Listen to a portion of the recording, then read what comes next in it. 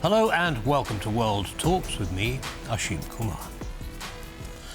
Putin's Russia is as opaque as ever. We know about his ongoing war crimes, but what's going on under the surface at the Kremlin? How strong is his power base? Does he have any intention of negotiating a peace with Ukraine? Well, to shed some light on those and other questions, we're joined by Thomas Graham. He is Distinguished Fellow on the Council of Foreign Relations. Mr. Graham, welcome to TVP World. Thanks for taking the time to join us. Glad to be with you. Okay, let's start with the relationship between Russia and the United States at the moment. How would you characterize it? It's a difficult relationship at this point. I think the expectations that the Kremlin had for the Trump administration have been frustrated over the past year.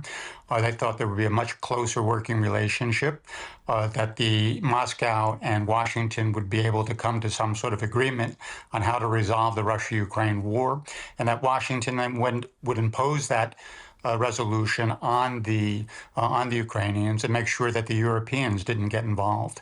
None of that has taken place over the past year and a half, and so there has been some disappointment and some frustration with the way the relationship has developed over the past 18 months.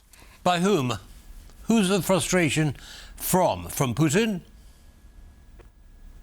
Well, Putin does not say this publicly, but he's still very complimentary about the President Trump in his public comments. But certainly conversations that I've had with people in and around the Kremlin have indicated that there is frustration within the higher levels of the Russian government. It's not only the Russia-Ukraine war that is part of the problem. There was an expectation that relations would be normalized between the United States and Russia, that we would restore more or less normal diplomatic relations. That also hasn't occurred.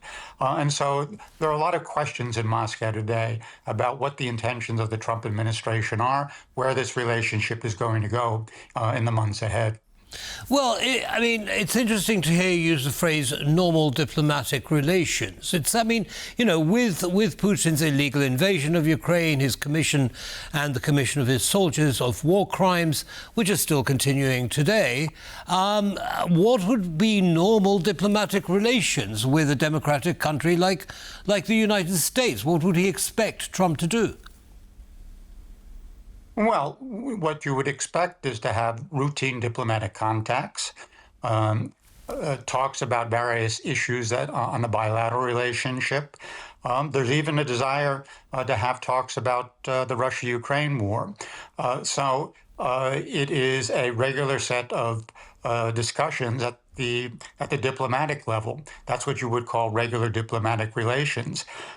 This doesn't mean that the United States would be providing any sort of reward to Russia. It's a way that the United States could convey more clearly to Russia what its goals are, what its intentions are, what its red lines are, and a whole range of issues, and get a better sense of where the Russians are as well.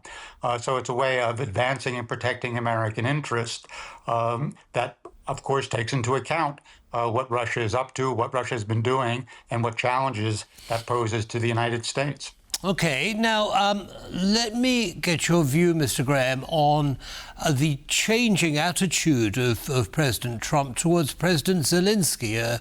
It wasn't even a year ago that their meeting in the Oval Office didn't go terribly well for President Zelenskyy, but it seems to have changed dramatically. For example, at their last meeting in Ankara, where President Trump said that he would give Zelenskyy permission to actually start manufacturing Patriot missile systems. What's brought this about? Well, I think what has happened on the battlefield more than anything else has changed President Trump's view of Zelenskyy. I think the assumption when the president was inaugurated a year and a half ago is that Russia was winning this conflict, that it was just a matter of time before Russia would conquer a certain territory and the Ukrainians would be compelled to capitulate. That certainly hasn't happened over the last 18 months. In fact, the Ukrainians have proven to be quite resilient, quite innovative. And if you look at the situation over the past 3 or 4 months in particular, the Ukrainians, through their tactics and through their they're standing on the battlefield have, in fact, put a halt to the Russian advance. I think that has impressed President Putin, President Trump. He doesn't believe that Russia is necessarily winning this conflict anymore. And for that reason, President Zelenskyy has risen in his estimation. Okay, let's go back now to, Russia winning, or rather not winning, this conflict. President Putin was extremely, how shall I say it, bullish, wasn't he, when he invaded Ukraine? He expected it to be all over in a matter of days. Clearly that hasn't happened. It's been, almost 5 years, coming up to 5 years. They've been held to a standstill. Where does that leave Putin? Pretty embarrassed, I'd have thought, no?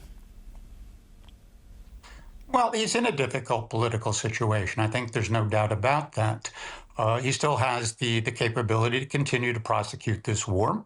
You see that not so much on the battlefield per se, but in the aerial bombardment that he has unleashed against Ukraine.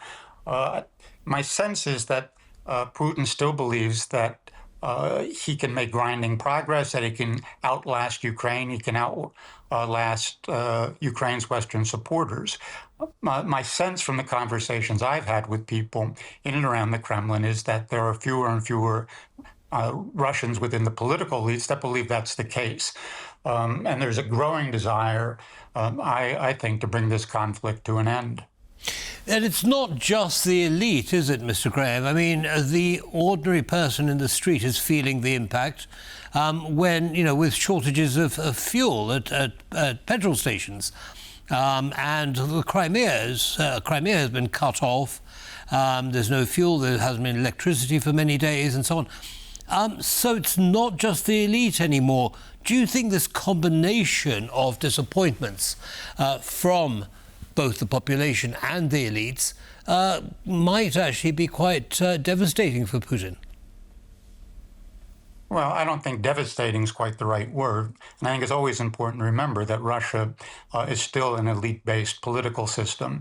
Popular discontent plays a role, but it's not decisive in the decisions that are made in the Kremlin. But I do believe that there is growing sentiment to end this conflict. That does put some pressure on Putin to rethink what he might be doing over the next several weeks and months, and we'll see how that plays itself out.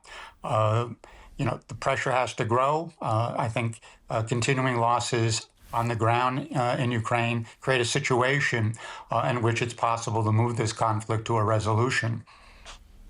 Right, so Putin has to think about how he's going to respond to this situation. Could part of that response be a sensible negotiation for a ceasefire, if not for a full-blown peace? Well, I think absolutely. But what would that look like? I think that a serious negotiation would require, I think, the United States to be engaged with Russia and Ukraine, talks about what a acceptable sort of framework agreement for the resolution of this conflict would be and how that would be related to a ceasefire. There had been some conversations about this back in January and February of this year. Those were cut off because of the launching of the a war against Iran. And it's Iran that has, I think, gotten in the way of the American administration being actively engaged in trying to push a set of negotiations and push for a ceasefire and a resolution of the conflict. Well, with or without the United States, Mr. Graham, there does seem to be a sticking point, and that is, of course, the illegal occupation of 20% of Ukrainian territory, which, of course, is goes against the Ukrainian constitution, and Putin seems to have, dug his heels in. He seems to be saying, well, that's now part of Russia, and there's nothing you can do about it. So, that's always going to be something that that's going to be very difficult to overcome, even with President Trump's input and engagement. Don't you agree? I agree, but I don't think anybody believes that a ceasefire will only be agreed to when Russia withdraws from that territory. I don't believe that the Ukrainians feel that they can militarily retake that territory in any reasonable time frame. So you're going to have a ceasefire that will be in place with Russia occupying that territory, and the initial resolution of the conflict will also leave Russia in control of a substantial part of Ukrainian territory. Will it be just? Absolutely not. But Putin's not going to be held accountable for this conflict either.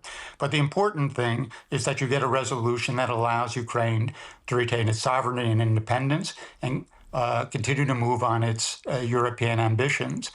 You can still build a prosperous, democratic country, European-oriented, on the extent of territory that you still control. That, I think, is what the Ukrainians are looking for at this point. They will deal with the issue of the occupied territories down the road, but the immediate goal is to stop the conflict, move on with rebuilding Ukraine, moving closer towards Europe, and leave the territorial issue for ultimate resolution sometime into the future.